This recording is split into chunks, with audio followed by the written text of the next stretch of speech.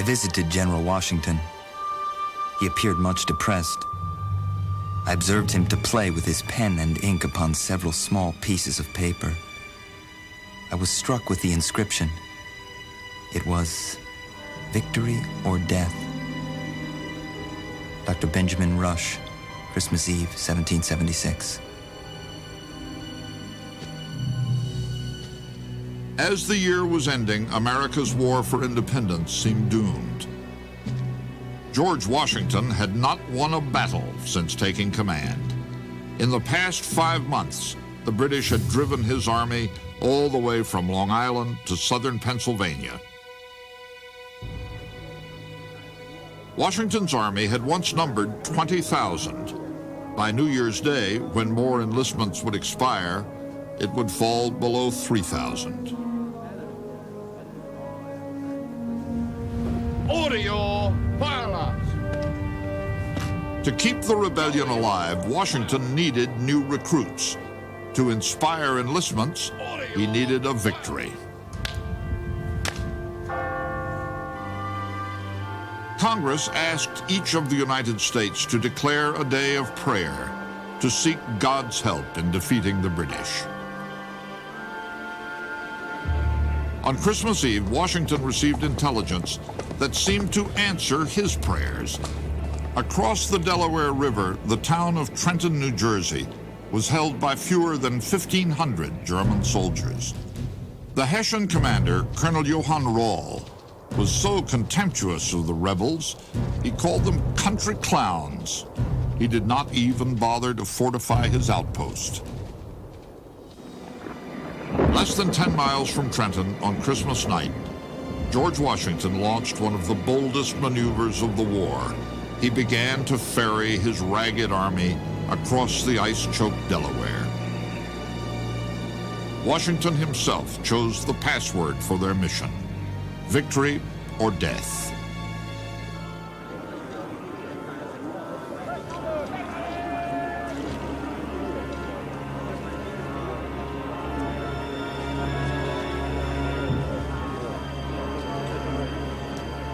It was nearly 3 a.m. on December 26th before all the men were finally across.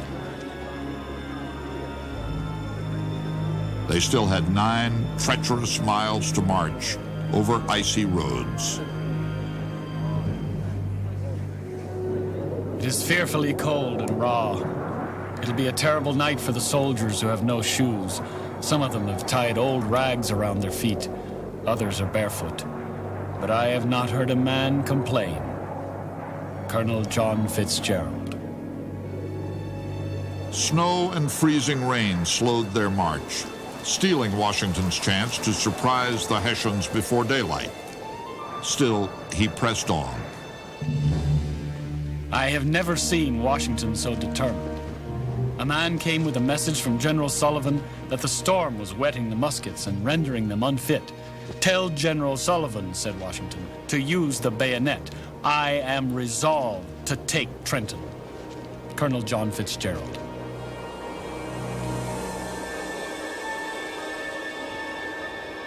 When the Americans reached the outskirts of the silent town, only a few Hessians were standing guard. Colonel Rall wasn't expecting an American attack on the morning after Christmas.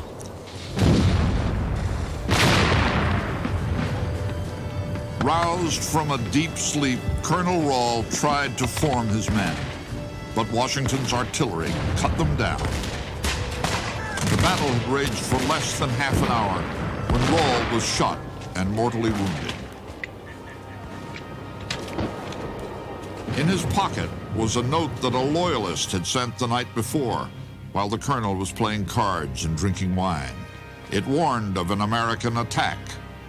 Rall never read it. Surrounded, under heavy fire, and with their leader down, 3 elite Hessian regiments lowered their colors in surrender. The rebels captured 900 prisoners. Not one American was killed, and only 2 American officers were wounded. One was George Washington's nephew, William. The other was James Monroe, future President of the United States. Flushed with the victory at Trenton, Washington now wanted the rest of New Jersey. The commander-in-chief rarely spoke directly to his troops, but on December 30th, 1776, he made an exception. With only 48 hours before enlistments expired, he personally promised any man who would stay a bonus of $10, more than a month's pay. Not one man stepped forward to accept. Washington made a final plea. Your country is at stake, your wives and all that you hold dear. If you will consent to stay, you will render service to the cause of liberty. This is the crisis which is to decide our destiny. Finally, one man stepped forward, and then another. In one regiment, every soldier who could still march volunteered to re-enlist. In the end, more than half of those asked agreed to stay on for 6 more weeks. With the onset of winter, British General Charles Lord Cornwallis had planned to return to London to see his ailing wife. But following the shocking defeat at Trenton, his leave was canceled. On New Year's Day, 1777, Cornwallis left New York and rode 50 miles to Princeton, New Jersey. The next day, with 5,500 British regulars, he marched out to crush Washington. When he arrived that night, General Cornwallis learned that the Americans were camped with their backs to the Delaware and that the river had become impassable. He pointed toward Washington's camp just half a mile away and said, "We've got the old fox safe now. We'll go over and bag him in the morning." One of his officers disagreed. My lord, if Washington's the general I take him to be, and you trust these people tonight, you will see nothing of them in the morning.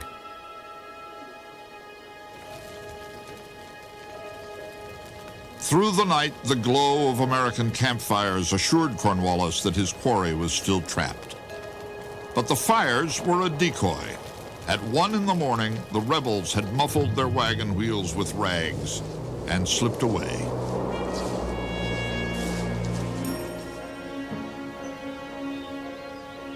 The next morning, January 3rd, 1777, just outside Princeton, a British regiment marching to join Cornwallis was surprised by the vanguard of Washington's army coming out of the woods.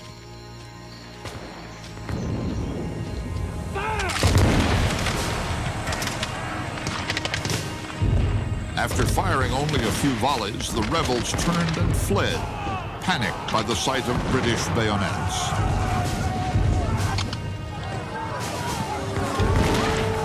Heedless of his own safety, George Washington charged directly into the fray to reform his men, just 30 paces from the British guns. Take aim!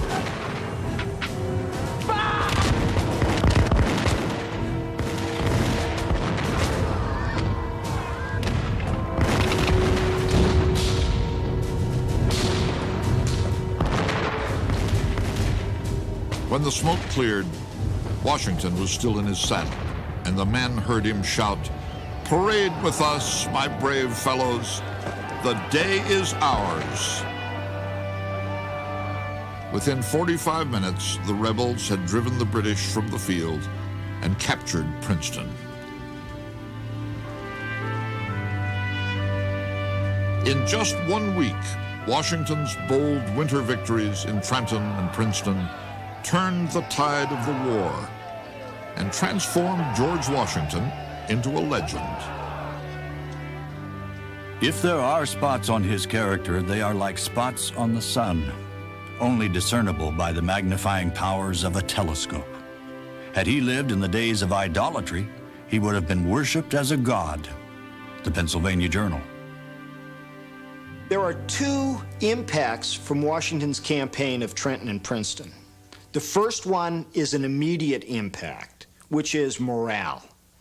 It bounces straight up. Here's an army that supposedly was down for the count, coming back off the canvas like Rocky and knocking the champ out.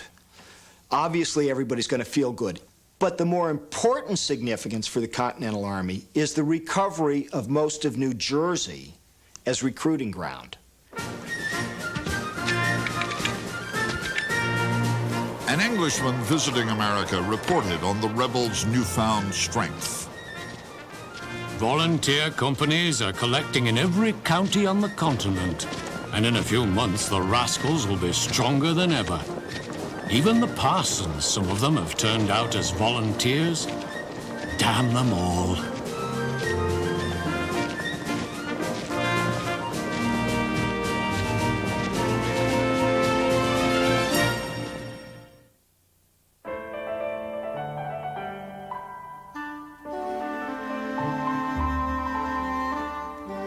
In London, in the week George Washington was retaking New Jersey, a 54-year-old British general was making a confident boast. One conclusive blow, and within a year I shall return from America victorious. General John Burgoyne. He backed his wager with a 50-guinea bet, 4 years' pay for a British enlisted man. Burgoyne, thought to be illegitimate and known to be ambitious, was seeking his place in British history. His plan relied on the time-honored strategy of divide and conquer. His troops would march down the Hudson River from Canada to Albany. To cut off troublemaking New England from her less rebellious neighbors, he would secure a chain of forts from the St. Lawrence all the way to the Atlantic. Burgoyne's first move in the summer of 1777 was to dispatch a diversionary force through the Mohawk Valley, home of the Iroquois Confederacy, Britain's Indian allies on the frontier. The commander of the mission, Lieutenant Colonel Barry St. Leger, had served 20 years in the Canadian wilderness. With his knowledge of the frontier, he covered an impressive 10 miles a day. On August 2nd, he arrived at Fort Schuyler, the key to the Mohawk Valley. St. Leger had been told that Fort Schuyler was in disrepair and would be easy to take. Instead, he found it staunchly defended by 750 New York Continentals. Rather than launch an attack, St. Leger decided to mount a siege.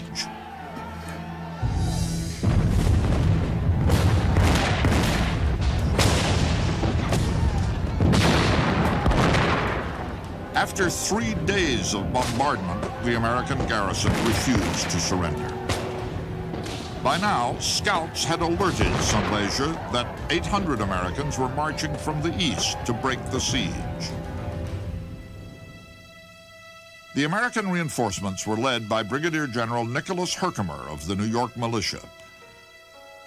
When Herkimer urged caution in moving against the larger enemy force, his officers were suspicious. Herkimer's brother was fighting with St. Leger. Herkimer had no choice but to resume the march.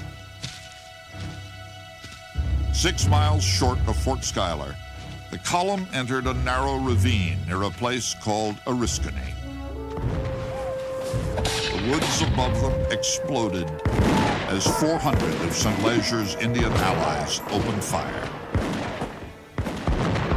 In the initial ambush, General Herkimer is badly wounded, but he orders himself carried over and propped up against a tree, pulls out his pipe, and starts calmly puffing away while giving orders to his people. It's that example of not panicking, of being calm, cool, and collected that's positive inspiration that keeps the rest of that militia force from disintegrating. They all figure, well, if the boss can do it, I can do it. But the farmers of Herkimer's brigade were no match for the warriors of Indian leader Joseph Brant. The Indians killed one after another of the slow-loading militiamen. until the rebels began to fight in pairs, one loading while the other fired.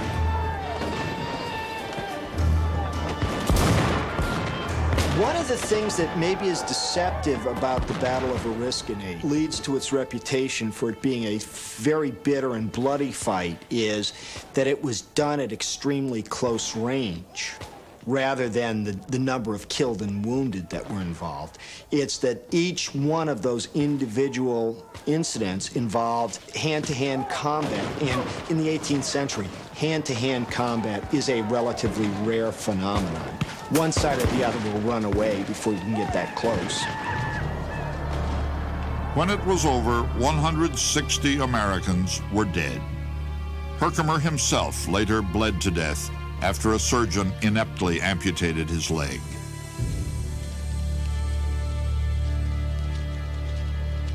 The Indians lost several of their most important chiefs and warriors.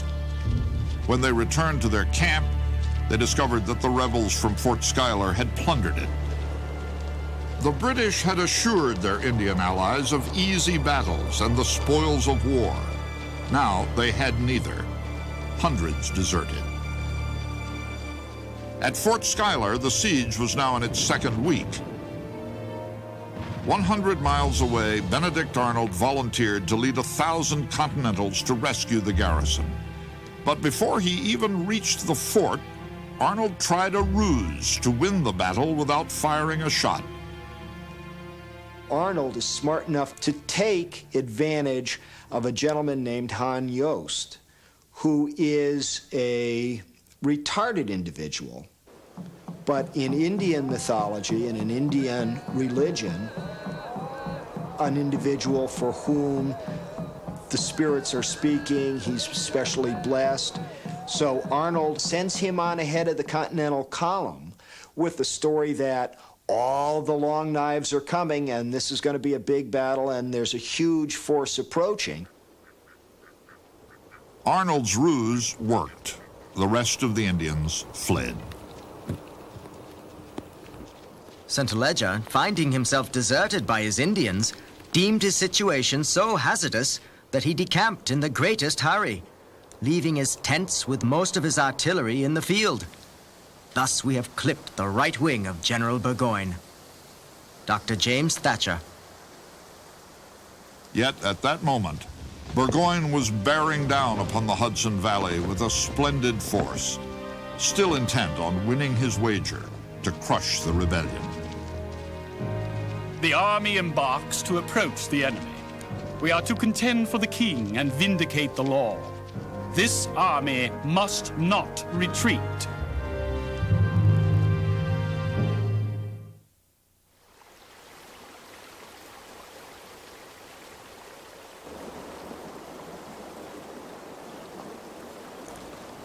On June 13, 1777, General John Burgoyne began his Hudson Valley campaign, leading a grand procession of 11,000. 2,000 were women and children. Women participated in the American Revolution as camp followers. This is a term that usually conjures up notions of prostitutes, but in fact, with both the English and the American armies, families of soldiers came into the camps and traveled with the army. Wives, children, pets, chickens all arrived anywhere a major army was settled in. Armies had to allow women to come join the camps because otherwise men would desert because of the uncertainty of what was happening to their families. They were the consorts of the men, they were the nurses, they were the cooks, they provided comfort and companionship, and there were hundreds of them, both for common soldiers and for the officers, and their experience and their contribution to the war was a very, very important one. The Baroness Frederica Charlotte Louise von Riedesel, wife of a German general, was among them. The general himself came before his wife.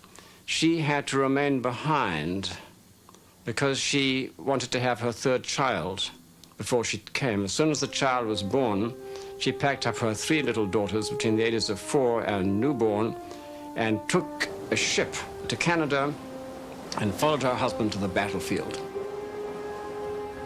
I wrote my husband and urgently begged him to let me join him, saying that I had sufficient courage and would never complain, regardless of what hardships I might have to endure.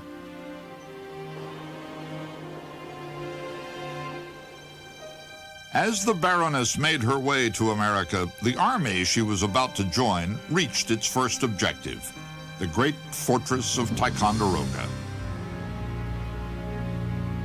Its capture 2 years earlier had humiliated the British. Now, Burgoyne would try to redeem his country's honor. A hill called Mount Defiance towered over the fort. It was so steep that the Americans never attempted to fortify it.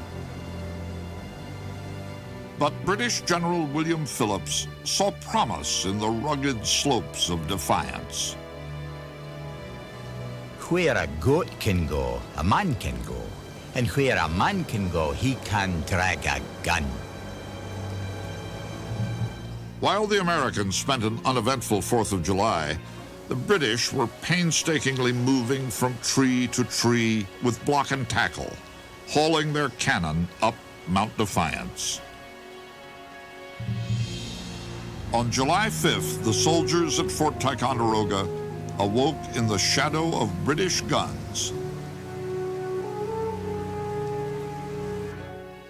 On the other side of Lake Champlain, General Friedrich von Riedesel was on his way with 3,000 men, threatening to cut off the rebels' avenue of retreat.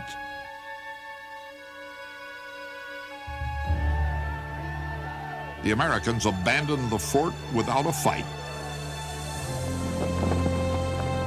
When King George III learned that Ticonderoga was once again in British hands, he is said to have burst into his wife's dressing room and startled her ladies by shouting, "I have beat them! I have beat all the Americans!"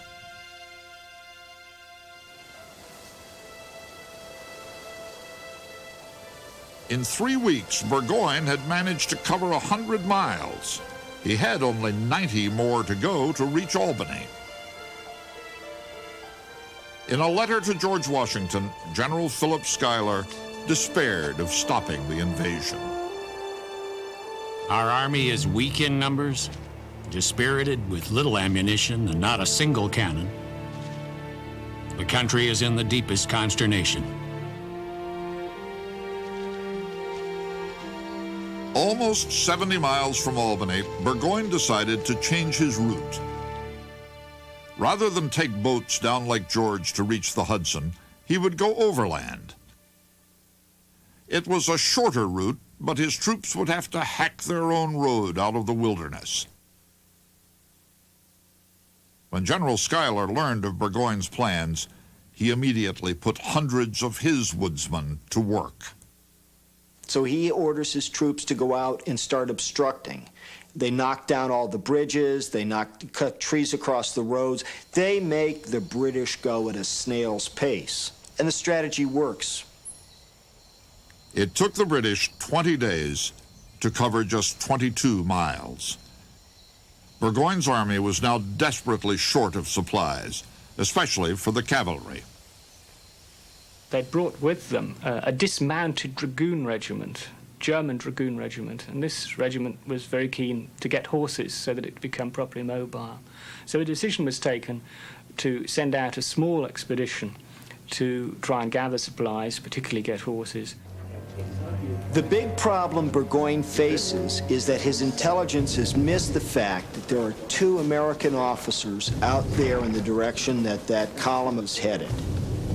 Seth Warner and John Stark, 2 charismatic leaders, veterans of the French and Indian War, and really sharp tacticians. With that kind of leadership, the local militia is 10 times more potent a combat force than Burgoyne had ever thought it was.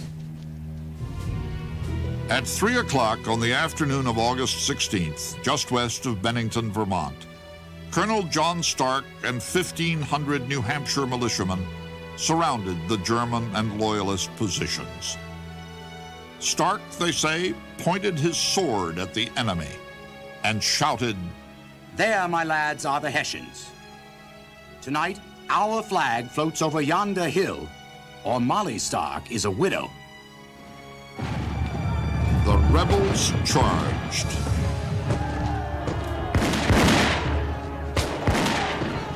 Their whole camp was in the utmost confusion and disorder. All their battalions were broken in pieces and fled. Our army made considerable slaughter amongst them. An American soldier.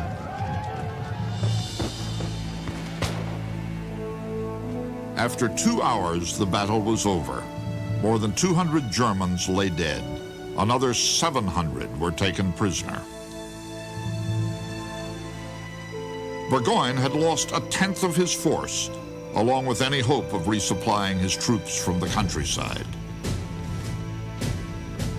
But he was true to his word. This army would not retreat.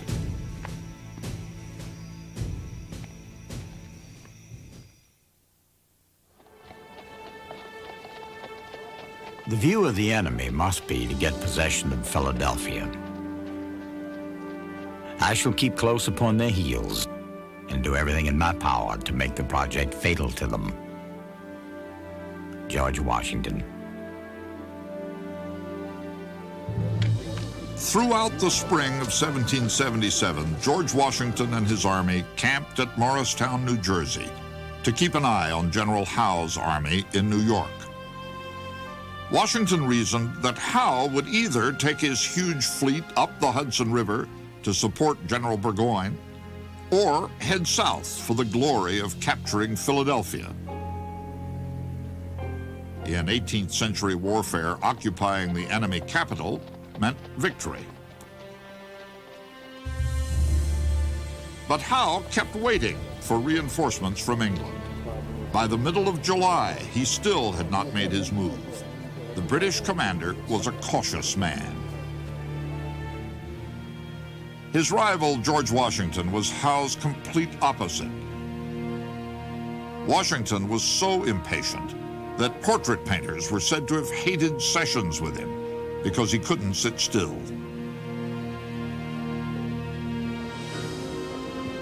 On August 22nd, Howe's great fleet finally was sighted in the Chesapeake Bay. 15,000 British troops were now less than a week's march from Philadelphia.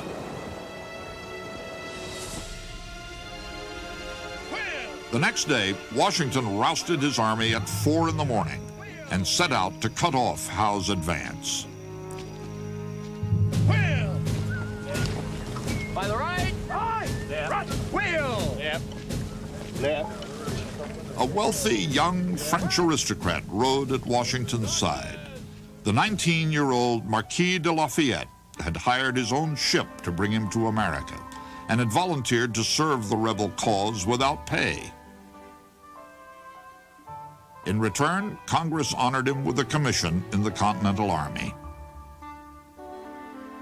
Although Lafayette had never seen battle, the commander-in-chief had already come to depend on this teenage major general, nicknamed the Boy. Washington had no children of his own. He was old enough to be Lafayette's father. He may have seen in Lafayette the son that he had always wanted and never had. He may also have seen in Lafayette the type of person that he had been when he was 20 years old and soldiering on the frontier. Washington entrenched his army at Brandywine Creek across Howe's path of advance to Philadelphia. The creek was narrow but deep, a good natural obstacle, but not a perfect one. In defending at the Brandywine River, Washington is faced with a challenge. There are about 8 crossing points along that river where the river can be forded easily by an army. So he's got to spread out and yet keep enough concentration so that he could actually defend one of them against an attack launched by Howe. Washington deployed his army along the shallow fords, He then asked some local farmers if there were any more crossings to protect. They said no. General Howe did his own reconnaissance and found they were wrong. While part of his force occupied the Americans at Chadds Ford, Howe meant to take the main body upstream, cross at an undefended ford, and strike Washington's army from behind. At 10:30 on the morning of September 11th, British cannon at Chadds Ford began pounding the American line. A skilled Scottish rifleman, Captain Patrick Ferguson, fixed an American officer in his sights. But Ferguson held his fire. He explained later, it was not pleasant to fire at the back of an unoffending individual who was acquitting himself very coolly of his duty, so I let him alone. The next day, Ferguson discovered that the officer he chose to spare was George Washington. About 11 o'clock, Washington began receiving contradictory reports. Two said the British were moving upstream. Another said they weren't. Washington chose to believe they weren't. But at 4:30, he heard the unmistakable thunder of artillery coming from his right. When Howe surprised the Americans at Long Island a year earlier, they had panicked and fled. This time, the rebels stood and fought the British toe-to-toe. What excessive fatigue. There was a most infernal fire of cannon and musketry. Incessant shouting, incline to the right, incline to the left, halt, charge. The balls ploughing up the ground. The trees cracking over one's head. The leaves falling as in autumn by the grape shot. In the end, the Americans were overwhelmed. They reported twice as many casualties as the British. 1,300 men killed, lost, or wounded. The young Marquis de Lafayette, on his first day of battle, was shot in the leg.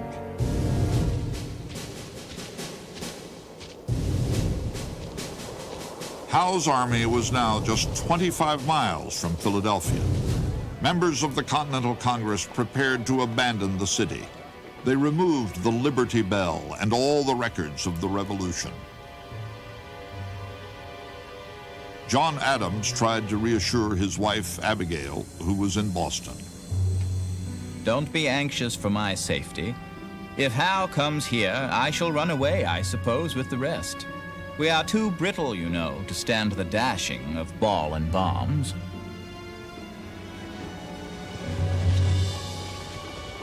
On September 26th, the British occupied the American capital without firing a shot. A week later, reinforcements bolstered Washington's army, while Howe's was spread thin. At nightfall on October 3rd, 1777, Washington and 4 columns descended on the main British camp at Germantown, 5 miles from Philadelphia. At sunrise, the Americans attacked. They catch the lead British units in camp in very bad positions and overrun them and absolutely panic one of the British light infantry battalions, the best units the British had. And this appalls the Hessians who are serving with Howe, because they say in their diaries, this is something nobody had ever seen before, a British unit fleeing in blind panic. 120 of the Redcoats took cover in a 3-story house called the Chew Mansion. Nearly 1,000 of Washington's men stopped to force them out. They shot at the mansion. They fired cannonballs at it. They even tried to burn it down, all to no avail. The delay broke the American momentum. Nearby, fog began to mingle with the smoke, obscuring friend and enemy alike. With only 30 yards visibility, two of Washington's columns fired at each other. Confused and panicked, they abandoned the field. And the promise of an American victory vanished in the mist.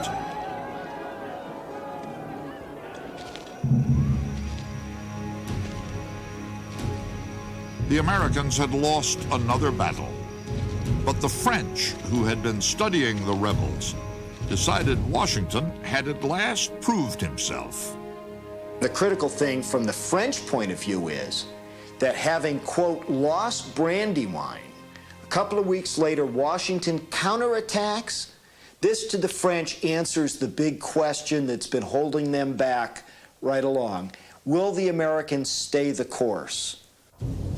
The French, looking at it very carefully, saw something extraordinary happening in the New World, which was that this colonial fragment, which they didn't think had any special significance, was merely part of the British Empire, had, as it were, suddenly come to life and had become involved in a struggle against Britain, France's enemy. And they were watching very carefully to see how did these people perform. Were they going to be suppressed like so many other rebellions or not? If the French would fight alongside them, the rebels were convinced the revolution could not fail. It seemed to them that all they needed to bring France into the war was one decisive victory.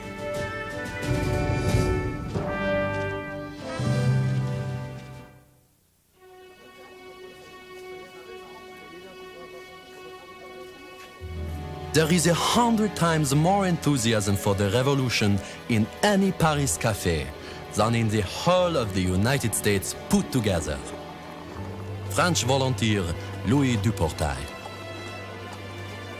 In the fall of 1777, an elderly, balding ladies' man from Philadelphia seduced a nation. 71-year-old Benjamin Franklin was already a sensation when he arrived in France. An inventor, scientist, philosopher, and author, he was so popular that people paid for a place just to watch his carriage go by. Armed with his incomparable wit and a portable printing press, Franklin waged a propaganda campaign to bring France officially into the war. He had to persuade one monarchy to help defeat another. There's a story that Jefferson tells about Franklin in Europe playing at chess with an Austrian princess, and she announcing to him, "I'm afraid, Mr. Franklin, that you have my king in check." Franklin responded, "Madam, it will not be long before we'll have all your kings in check." In the fall of 1777, King George's strategy in North America was not going as planned. General John Burgoyne was still struggling down the Hudson in his campaign to split America in half. But his expedition had already lost 1,000 men. In mid-September, less than 40 miles from his goal of Albany, Burgoyne, with 6,000 regulars, crossed the Hudson at Saratoga. His path was blocked by 6,000 American troops, strongly entrenched at Bemis Heights, and now under the command of Horatio Gates. The cautious 50-year-old general was affectionately called Granny Gates by his men. His rival, Burgoyne, called him that old midwife. Gates had been joined by the legendary rifleman Daniel Morgan. Morgan was more than 6 feet tall. He had a reputation as the rowdiest rum drinker and toughest fighter on the Virginia frontier. He organized a company of riflemen for service in the Continental troops. And these were riflemen from the Virginia frontier who were crack shots. And they began to practice, and people came to see them, and the press reported the absolutely remarkable skill. And it was a little bit reminiscent of the story of William Tell in Switzerland, the national hero, who could shoot an apple with his bow off his son's head. These men shot apples off the heads of their friends. They were that good. On September 19th, near the American camp at Bemis Heights, Morgan's riflemen were ready for a fight. They soon found one. The Redcoats advanced. For 3 hours, Gates did nothing.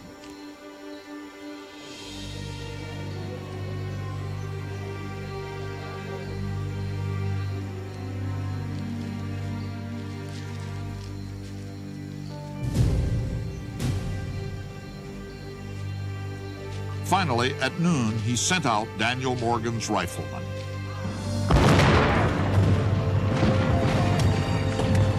They were driven back by the main body of the British.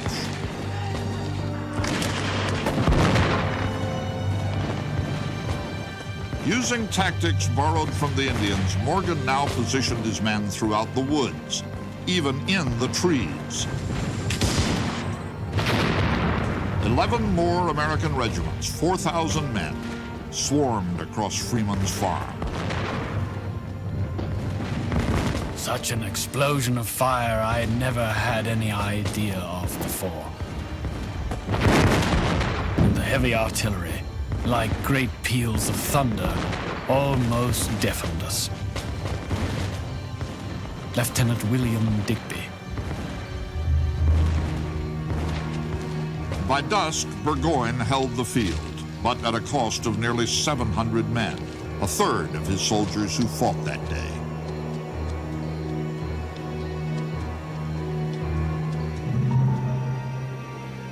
That night, the Americans began a harassing fire that would continue for days.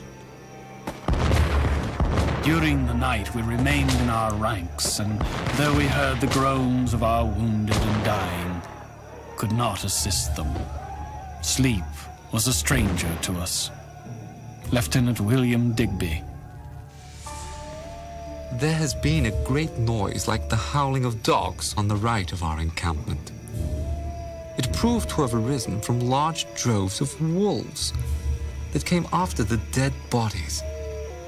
Lieutenant Thomas Anbury. Still refusing to retreat, Burgoyne on October 7th led 1,500 of his best troops toward the American line at Bemis Heights.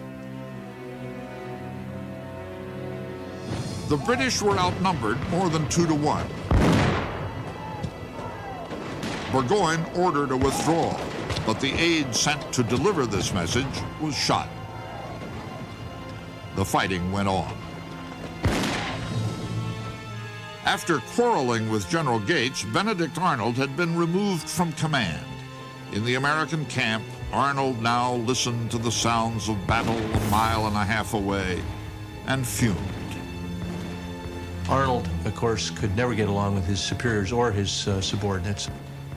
Right out from the very beginning, he couldn't get along with Gates, and Gates couldn't get along with him. Gates didn't want to admit that Arnold was as important as he was because Arnold was a pain in the neck. Determined to fight, with or without permission, Arnold spurred his horse toward the gunfire. He led the Americans in a furious assault on the British and Germans, who were falling back. Benedict Arnold had his horse shot out from under him and was shot in the leg, the same leg broken by a British musket ball in Quebec 2 years before. Burgoyne's army was decimated. 600 troops killed, wounded, or captured. Captain John Henry, son of the fiery orator Patrick Henry, had fought his last battle. When the battle was over, John Henry walked across the battlefield and uncovered the faces of many of the young men who he knew who had died in the battle. It apparently had such an effect upon him that he threw down his sword and he fell to wailing and crying out right on the battlefield. And about 2 months later, he resigned his commission and returned home to Virginia, unwilling to fight ever again. At sundown on October 8th, Burgoyne did what he swore he'd never do: retreat. It was too late. As his beaten soldiers headed toward safety, the rebels moved to cut them off.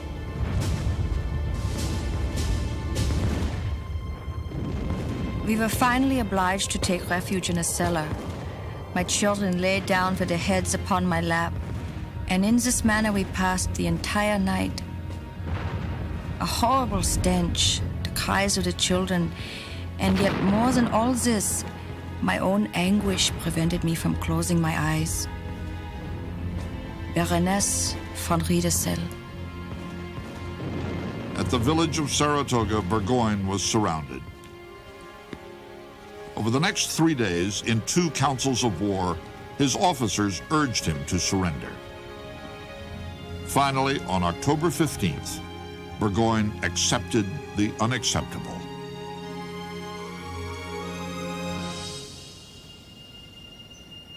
On October 17th, the sun came out for the first time in 9 days. Burgoyne had been wearing the same clothes for 2 weeks, in spite of bullet holes in his hat and waistcoat. To surrender his army, he changed to his finest scarlet uniform. General Burgoyne saluted his conqueror and said, "The fortune of war, General Gates, has made me your prisoner." As the British soldiers began to surrender their arms, the American soldiers sympathetically averted their eyes. About 10 o'clock we marched out, with drums beating. But the drums seemed to have lost their former inspiriting sounds. It was almost a shame to be heard on such an occasion. Lieutenant William Digby. Among the 5,000 prisoners were 7 generals and a dozen members of Parliament. Gates wrote to his wife, "If old England is not by this lesson taught humility, then she's an obstinate old slut bent upon her ruin." The news of Burgoyne's surrender shocked London. Upon hearing it, the King's Prime Minister, Lord North, sat speechless for hours. As 1777 ended, England had lost an army and a chance to win the war. Now, with Britain wounded, her old enemies, France and Spain, were poised to strike. This colonial rebellion, begun in a New England village, was about to become a world war.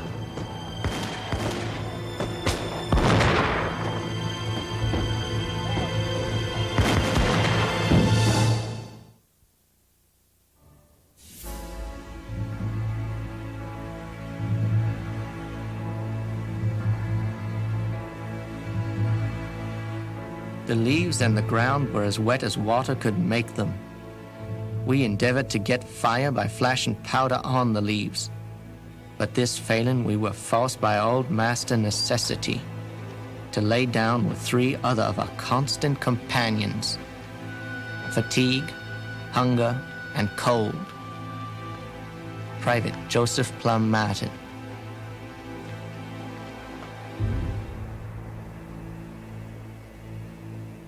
One week before Christmas, 1777, the 10,000 weary men of George Washington's army marched into the rolling hills of southeastern Pennsylvania to a place called Valley Forge.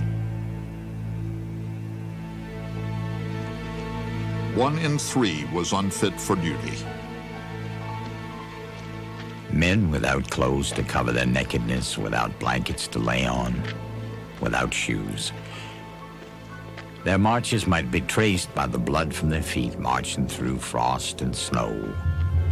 George Washington.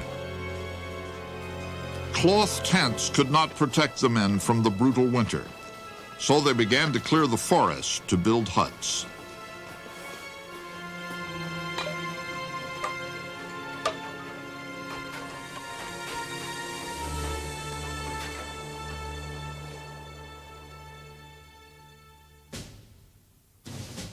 From Valley Forge, Washington could keep an eye on the British 21 miles away in Philadelphia.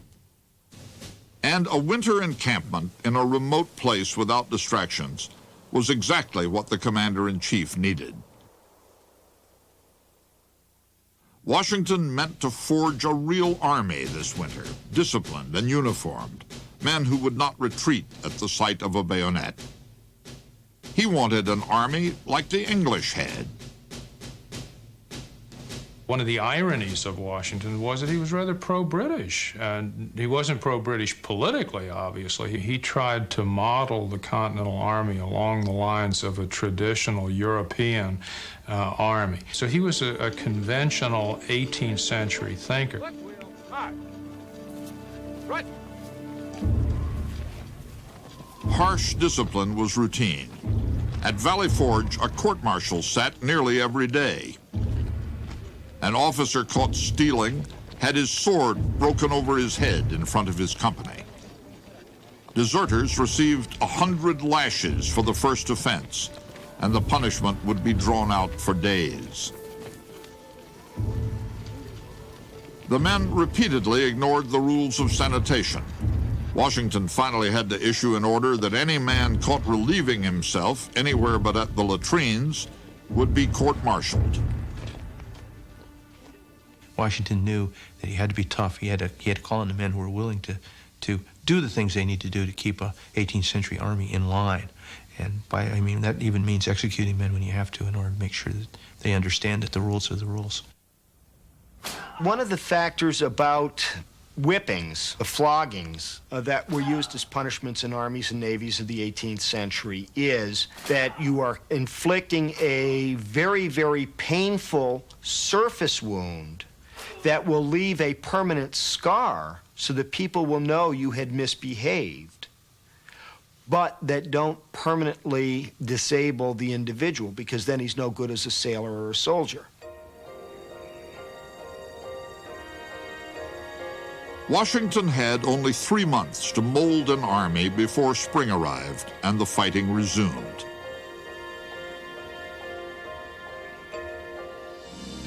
On February 23, 1778, a foreign volunteer appeared in Washington's camp.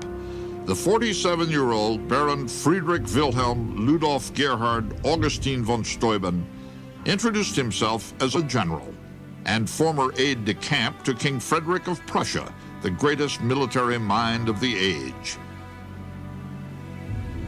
Von Steuben claimed to be an expert at teaching military drill, but he asked for no pay and no rank until he proved himself.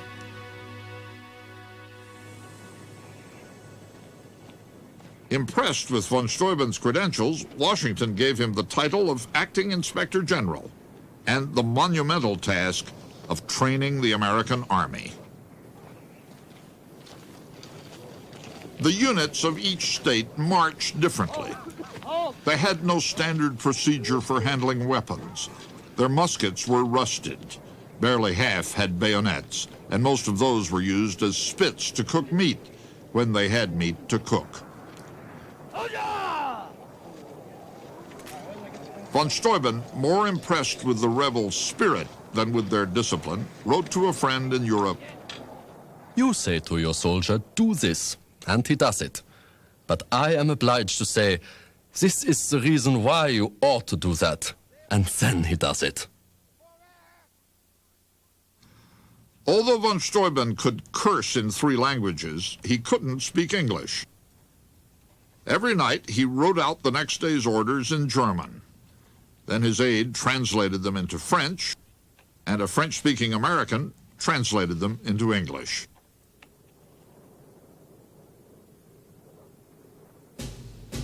Right wheel, march.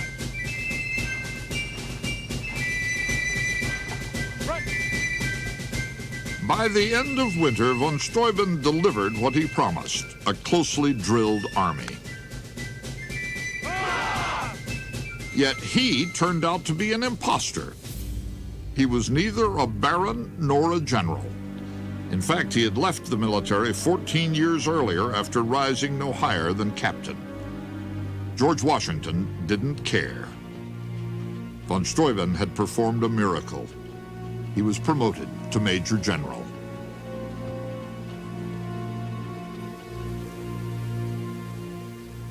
Well into spring, the men were still hungry, half naked, and plagued by diseases: dysentery, smallpox, fevers, tormenting rashes. Surgeon Albigence Waldo summed it up. Poor food, hard lodging, nasty clothes, nasty cookery, vomit half my time, the devil's in it. By early May 1778, 2,000 men had died in camp. 2,000 more had deserted.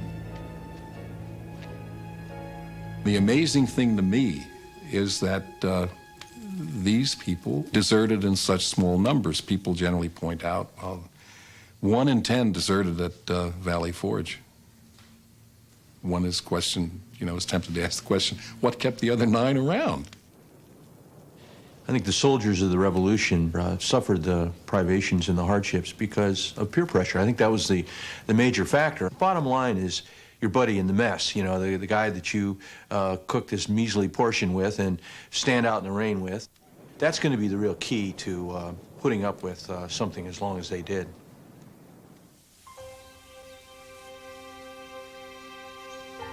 On May 5th, incredible news arrived at Valley Forge to cheer the soldiers. France had joined them in the war.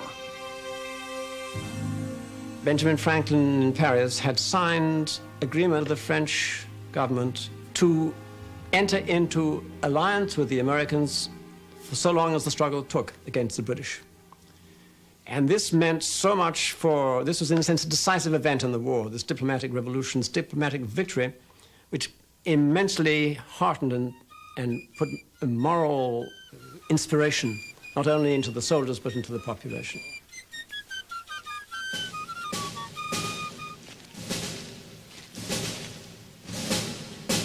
At Valley Forge, the soldiers marched and wheeled amid loud cheers for the King of France.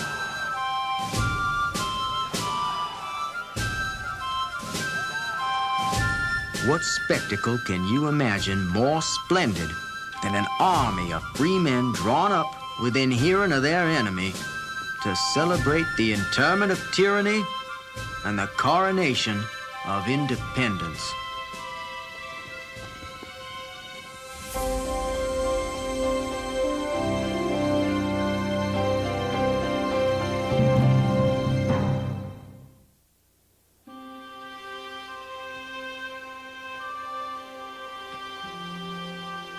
Washington is certainly a most surprising man that he should, with a ragged, undisciplined people, so long keep a British general at bay. It is astonishing. General Howe, a man brought up to war from his youth, to be puzzled and plagued for 2 years by a Virginia tobacco planter. O Britain, how thy laurels tarnish. An American loyalist.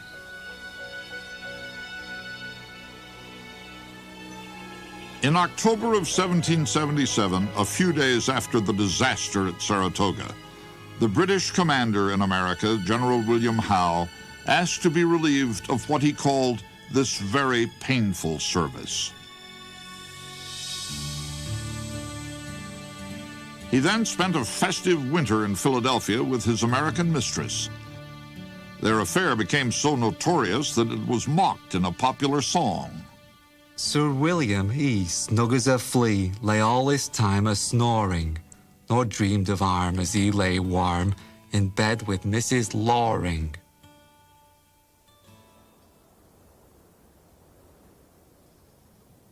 In May, Howe's replacement finally arrived. General Henry Clinton was a very unfortunate character. He had wanted high command, but he got it at the stage when the British were actually recognizing that America was just one theatre amongst many in this war that had broadened into a global struggle. He was rather lacking in confidence in himself. He was a complex character. Many people have said that he was ideally suited to be a second in command.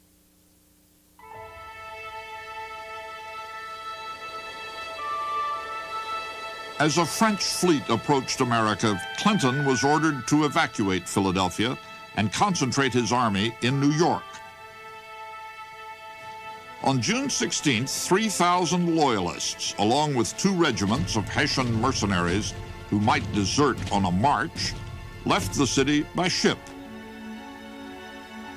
The rest of the army, 10,000 men, set out overland with a year's worth of plunder. The number of wagons employed to carry the baggage and provisions were amazing. The wagons extended 12 miles in length. The movements were, of course, slow. Loyalist Judge Thomas Jones.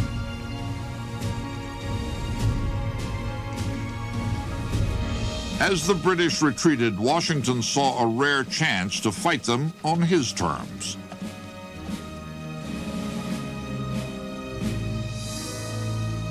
On the night of June 27th, he caught up with the British near Monmouth, New Jersey.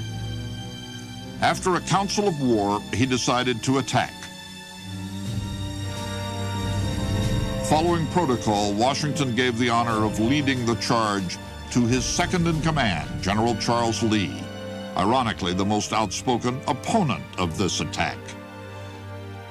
Major General Charles Lee is one of the more colorful characters on any side in the Revolutionary War. He had apparently a very squeaky type of voice, so he got on people's nerves that way. He also firmly believed that when God had created Charles Lee, he had achieved the pinnacle of success and nobody else was ever going to come close. Lee wanted to be commander-in-chief himself. He considered Washington, in his words, not fit to command a sergeant's guard.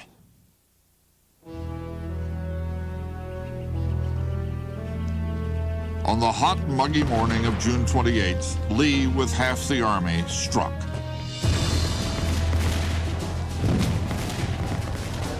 Twice the British counterattacked. Twice they were beaten back.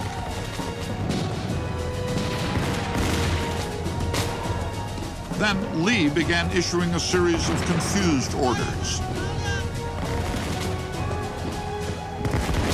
One order succeeded another with a rapidity and indecision calculated to ruin us.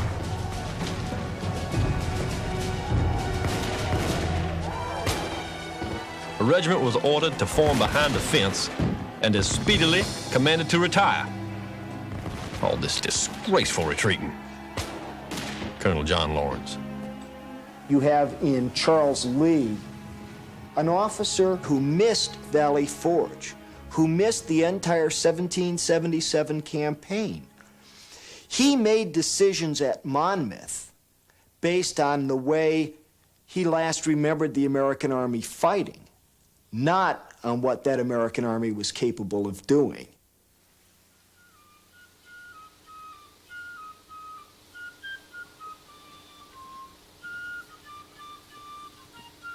A young Pfeiffer ran into Washington, bringing up the main army.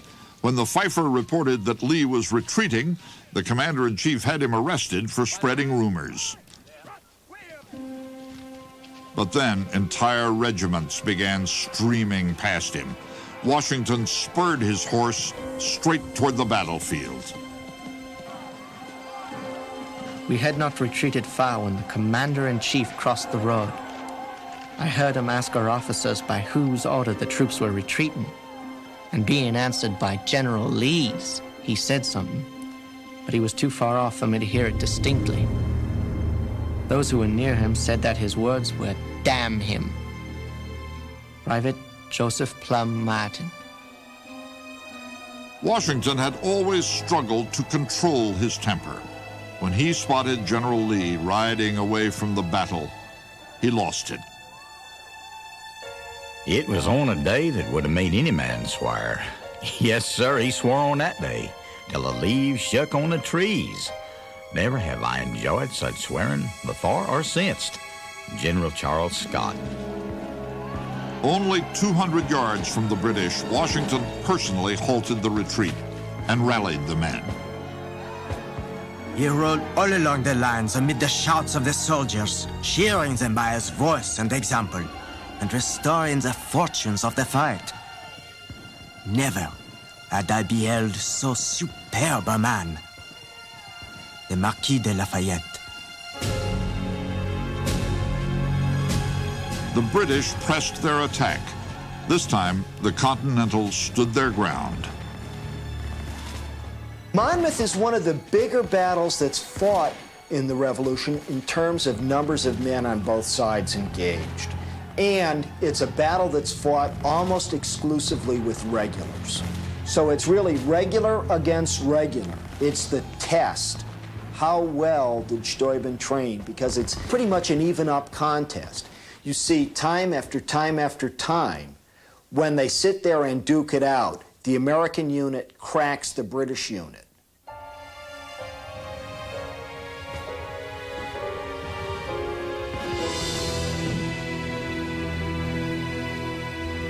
The cruelest foe on the field was the blistering heat, well over 100 degrees.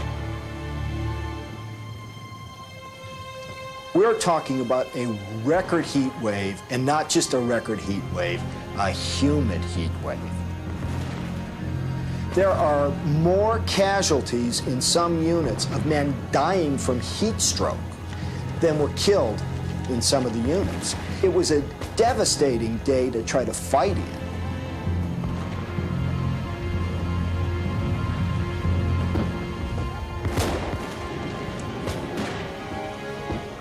Women known as Molly Pitchers carried water to cool both the men and the cannons. When one, Mary Ludwig Hayes, saw her husband go down, she rushed in herself, 7 months pregnant, and took his place. A cannon shot from the enemy passed directly between her legs, carrying away all the lower part of her petticoat. Looking at it with apparent unconcern, she observed that it was lucky it did not pass a little higher, for it might have carried away something else. Joseph Plum Martin.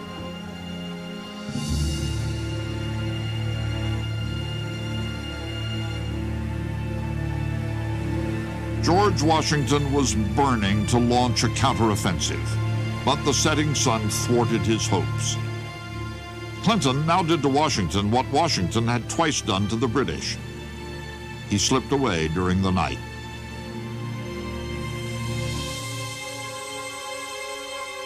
The longest battle of the war ended in a draw, but Washington's army, drilled in the snows of Valley Forge, proved itself in the heat of Monmouth.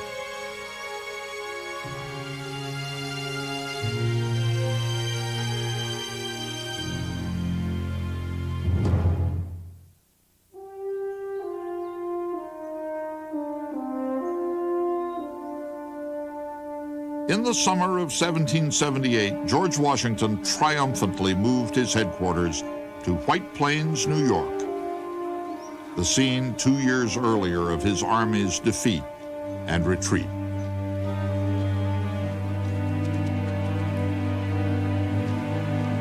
Private Joseph Plum Martin walked the old battlefield. Crude, shallow graves no longer concealed the skeletons of former enemies. Here were Hessian skulls. Poor fellows. They were left unburied in a foreign land. They should have kept at home, but the reader will say that they were forced to come and be killed here, forced by their rulers who have absolute power of life and death over their subjects. Well then, bless the kind providence that has made such a distinction between your condition and theirs.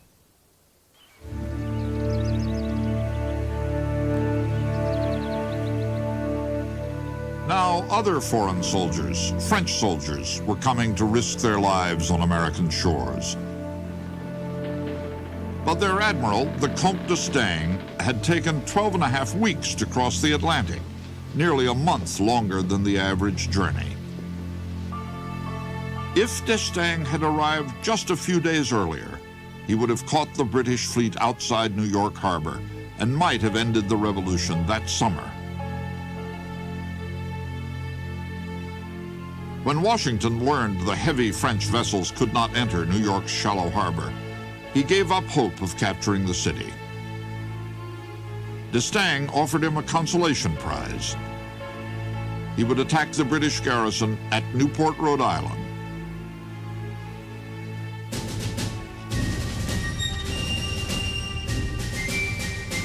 For the first Franco-American campaign, the rebels raised 6,000 enthusiastic militiamen. Among them, John Hancock, making his debut as an Army colonel, and Lieutenant Colonel Paul Revere, now heading an artillery unit in the Massachusetts militia. The elegant French were less than impressed. I have never seen a more laughable spectacle. All the tailors and apothecaries in the country must have been called out. They were mounted on bad nags and looked like a flock of ducks in crossbelts. Chevalier de Pontibon. American General John Sullivan and the Comte d'Estaing agreed to synchronize their attack on Newport. The French would land 4,000 troops on the west of the island, then begin a naval bombardment. The Americans would land on the eastern side and join the French north of the city. But Sullivan jumped the gun. He saw a sudden opening in the British defenses and decided to move his men a day early without consulting d'Estaing. The French admiral was infuriated. He called the breach of plan an insult to France. John Sullivan was a political appointee as one of the earliest general officers appointed by Congress. Many came to regret his appointment. John Adams, for example, after the Battle of New York, wrote home and said that it was a shame that the first bullet fired by the British didn't go through the head of John Sullivan that day. As d'Estaing and Sullivan argued, 20 British warships arrived from New York. The French and British fleets spent the next 24 hours maneuvering for the favor of the wind.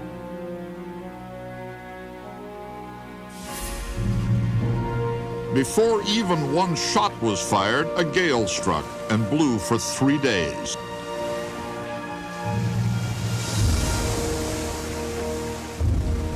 The fierce winds and roiling waves knocked down masts and broke off rudders.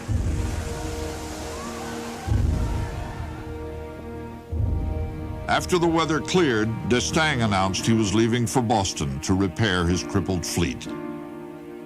He refused to leave Sullivan any of his able ships or men.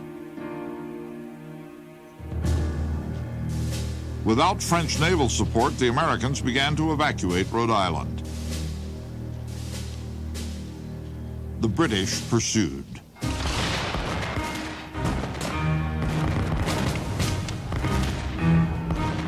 Some of the most furious fighting of the day took place between Hessians and the 1st Rhode Island, a newly formed regiment of 125 black soldiers.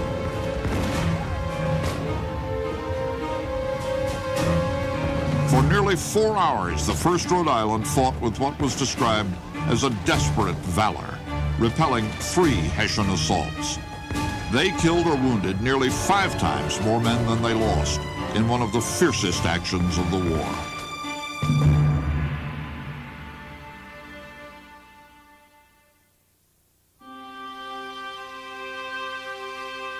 Throughout the Revolution, as many as 5,000 black soldiers fought with the rebels. Just as many fled to the British. Britain saw them as Tories who could be inspired to fight for Britain and for the empire on one very simple condition, that they were offered their freedom and given that freedom in exchange for taking arms. The South was exactly the opposite. The slaveholders had very, very serious reservations about arming black people for fear they would turn their arms against their owners. The Northerners felt that they must arm black people because they had too much to do keeping the farm going to enlist, say, for long terms in the Continental troops. By 1778, 1 in 20 of Washington's soldiers was black. This was the last integrated American army until the Korean War.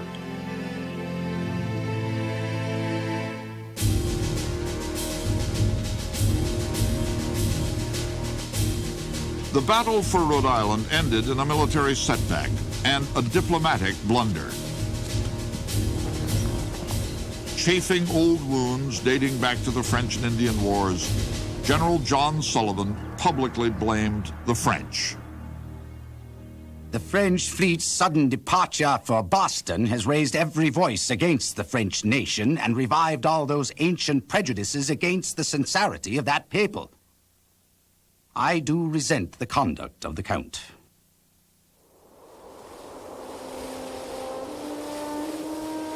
The French fleet sailed for the West Indies, taking with it the bright promise of the alliance. And for 1778, Washington's last hope for a victory.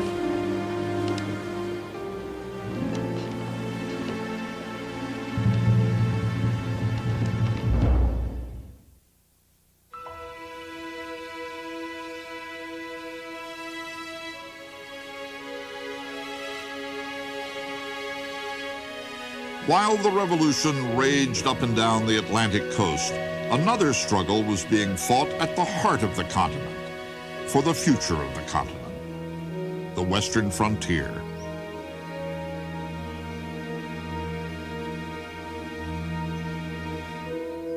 For years, American settlers had been pushing their way into Britain's vast lands beyond the Allegheny Mountains. In response, the British began inciting their Indian allies to attack them.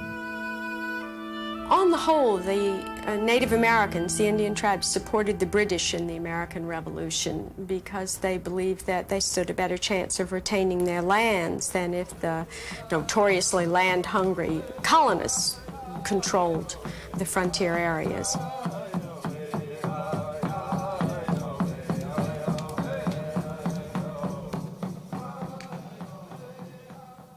In 1778, a plan to cut off the raids was proposed by a tough red-haired explorer from Virginia, Militia Colonel George Rogers Clark. He would attack the undermanned British forts in the Northwest, present-day Ohio, Michigan, Indiana, and Illinois. If he succeeded, he would also extend Virginia's boundaries to cover an area nearly the size of Europe.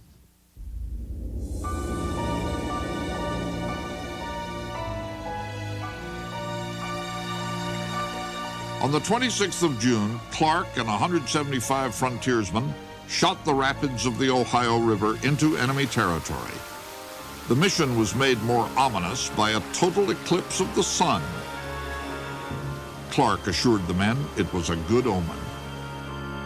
Pushing them around the clock, Clark got his men to the mouth of the Tennessee River in 4 days, then led them overland to hack their way through 50 miles of forest. George Rogers Clark, is he a great tactician? Not terribly. Is he a great planner? Not really. But he can get men to walk through swamps. He can get men to do incredible feats that they don't believe they can do themselves. On July 4th, only 8 days after they set out, Clark and his men arrived near the British-held town of Kaskaskia in the Illinois country. Within 15 minutes, they surrounded the town's fort and took it without firing a shot. The French settlers were relieved to learn that France and America were now allies and that Clark hadn't come to kill them. 180 miles away, French settlers in the Indiana country happily greeted news of the alliance by turning over the prized fort at Vincennes to Clark's state of Virginia. To hold Vincennes, Clark sent 3 soldiers, all he could spare.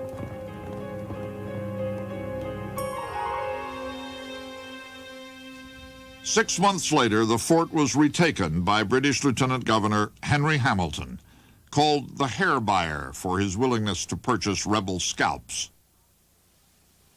When Clark heard of the loss of Vincennes, he lamented, "I would have bound myself for 7 years a slave to have 500 troops." What he did have were 150 troops and few supplies.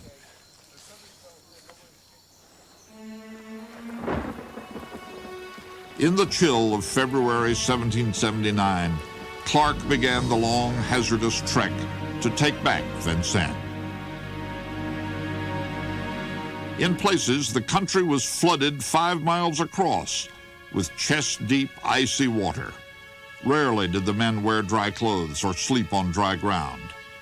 Not one deserted.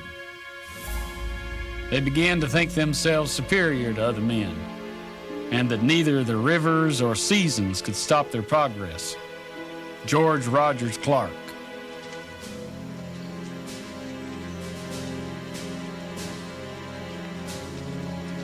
"17 days after setting out, Clark's small band arrived a mile from the fort. To give the illusion of several columns, Clark divided his men and, as in the biblical Battle of Jericho, told them to make as much noise as they could. Colonel Hamilton assumed some drunken locals were firing off their guns until one of his men fell from a rifle shot. The next morning, Clark demanded that Hamilton surrender immediately and unconditionally. Hamilton refused. That afternoon, Clark forced Hamilton's hand. His men had just captured an Indian raiding party, including the young Ottawa chief Makut Mong. Clark ordered the Indians tomahawked in full view of the fort.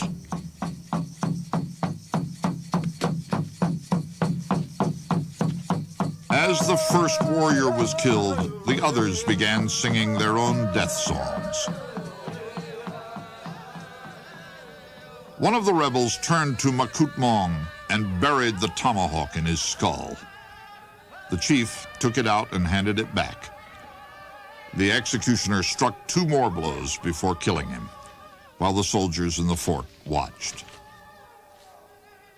Clark, like all great leaders, is a master showman. Hair buyer Hamilton, sitting there, being intimidated by this little display, had, of course, been paying bounties for women and children's scalps.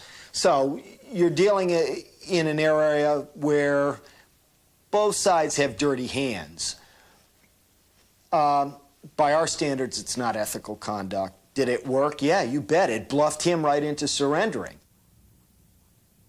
Clark was still wiping blood from his hands when he met Hamilton. The next morning, the British commander surrendered the fort.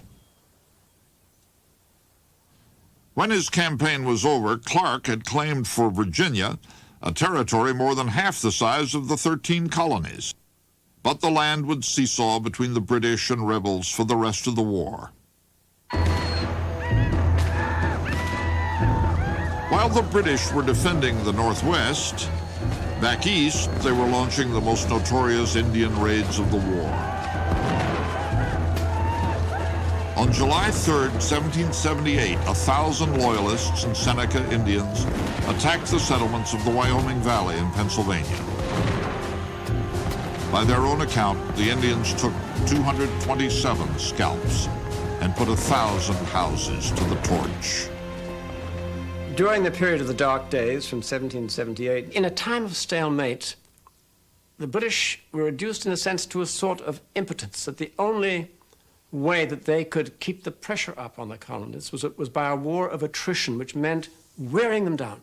And that wearing them down took the form of burning their homes, slaughtering their cattle, terrorizing their women and children, and burning the frontier ports, the coastal ports and habitations. So their warfare took a different form, a sort of guerrilla form, if you like, but of terror indiscriminately against the population.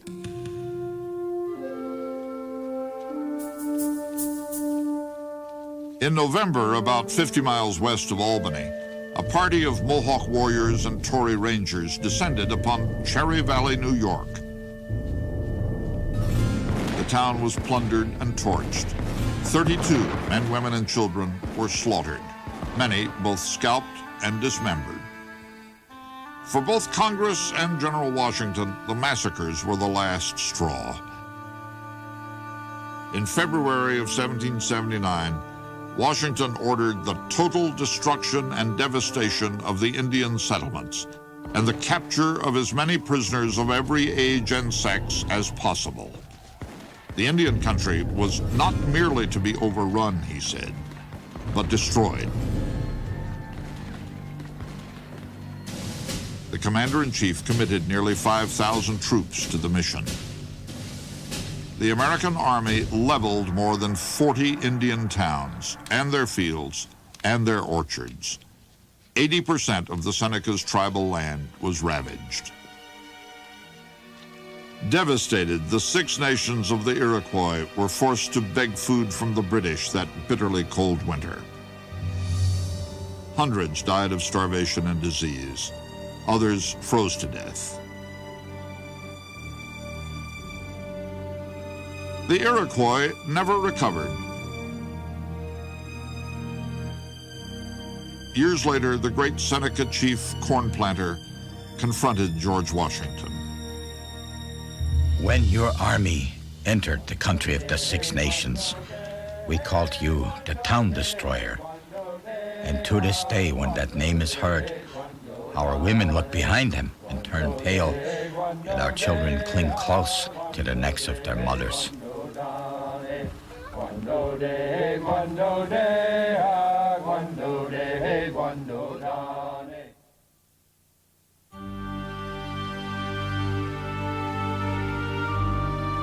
When France entered the war in 1778, the American Revolution ceased to be just a colonial rebellion and became a world war. Its fiercest new arena was the Caribbean. The great fortunes of 18th century Europe were built on sugar harvested in the West Indies. Here, a bitter struggle raged over this sweet crop. In 1779, Charles III of Spain joined his nephew, Louis XVI of France, against England to win control of these bountiful islands.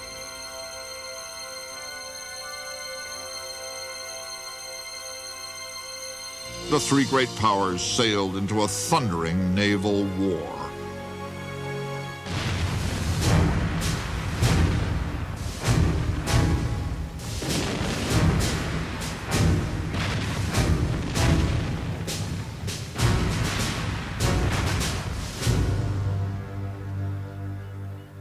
When the Revolution began, Britain had 270 warships. America, virtually none. In the autumn of 1776, a glimmer of maritime hope appeared in the form of a one-man submarine made of oak and covered with tar called the Turtle. Lighted within by the phosphorescent weed Foxfire and propelled by a hand crank, the Turtle's mission was to screw explosives into the hulls of British ships. But the screw was designed to penetrate wood, and British ships were lined with copper. Submarine warfare would have to wait another 100 years. During the entire war, fewer than 60 ships of the American Navy ever put to sea. One congressman described the Navy as a collection of tinkers, shoemakers, and horse jockeys. There was one brilliant exception. A Scottish-born captain whose name would become as famous in international waters as in America. John Paul Jones. Jones. He wasn't born John Paul Jones, he was born simply John Paul. And in the 1760s, unfortunately, flogged to death a ship's carpenter who had in some way or shape been insubordinate. And he was accused of murder and cleared ultimately of the charges. But in the 1770s, he once again murdered a mutinous sailor, and fearing that he would once again be charged with murder, he fled and took refuge in America, where he added the name Jones. When the Revolution began, John Paul Jones was given a commission in the fledgling American Navy. In February 1779, he received a gift from the French, an ungainly old cargo ship, which he fitted with guns and christened Bonhomme Richard to honor Poor Richard of Benjamin Franklin's famous almanac. In mid-August, Jones sailed from France in search of British prey.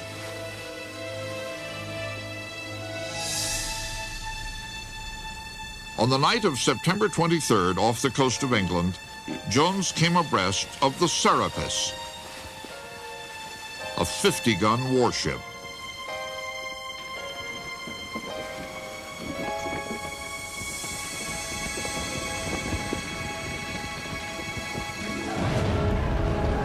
As the ships opened fire, there was a deafening roar. Two of Jones' largest cannons exploded, decimating his crew.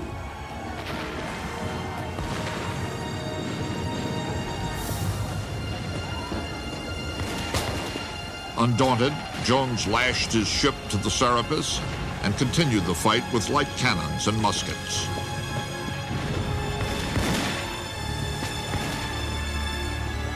It became clearly apparent that the American ship was dominated by a will of the most unalterable resolution, and there could be no doubt that the intention of her commander was, if he could not conquer, to sink alongside.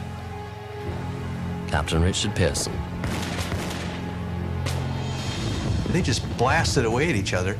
And whether John Paul Jones ever said, "I have just begun to fight," or not, you know, he was definitely on the deck shouting at the British commander. They were shouting back and forth when they could be heard. And the British commander probably decided, this guy's nuts. I'm never going to defeat him. It's just, I mean, this is just ridiculous. We're all going to end up killing each other. John Paul Jones wouldn't stop. Finally, when the Serapis mainmast began to totter, Captain Pearson had had enough.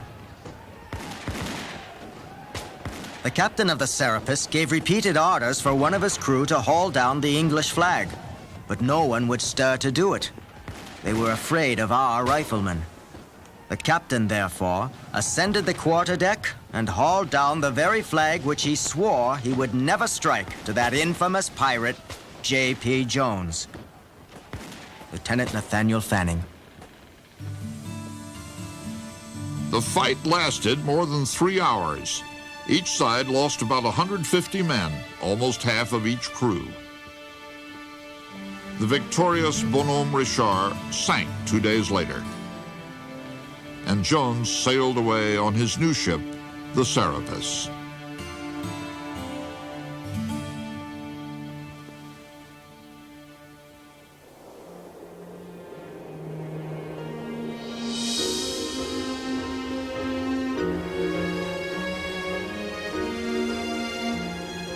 Across an ocean, Washington's army faced the greatest hardship it would ever encounter, the winter of 1779 at Morristown, New Jersey.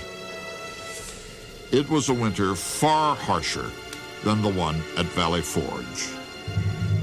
There were 6- and 8-foot drifts for weeks on end. The weather was the worst winter for that part of the country in recorded history. The cold got so bad that New York Harbor froze solid.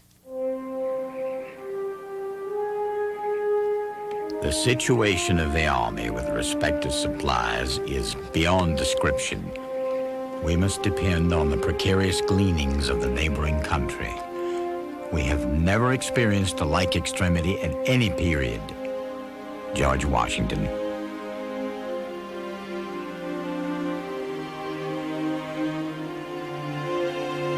We were absolutely, literally starved.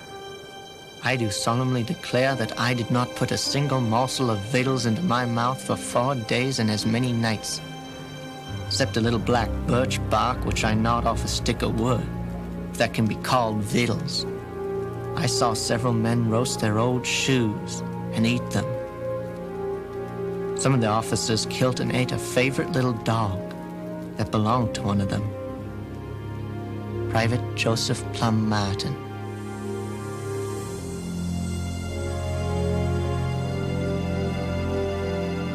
Washington said, "We see in every line of the army the most serious features of mutiny and sedition." Everybody was just getting tired of the situation, you know, and it was just, I mean, it was going on interminably, and there was no light at the end of the tunnel. They weren't even fighting at that point. They were just sort of sitting, glaring at each other. So here's a bunch of men away from home. Can you imagine?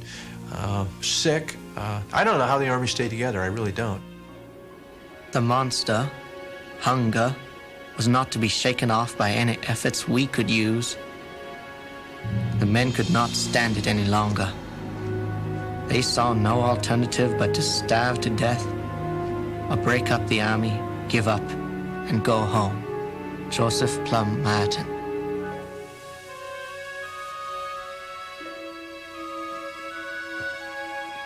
As night fell on May 25th, 2 Connecticut regiments shouldered their muskets and began to march out of camp. An officer trying to stop them was slashed with a bayonet. At this, tempers sobered, and the men returned to their huts. Once again, the rebel army had managed to survive. 1779 ended as it began, in a stalemate. But in 1780, the deadlock would be violently broken. The war would swing to the south, and a rebellion against empire would become a brutal civil war.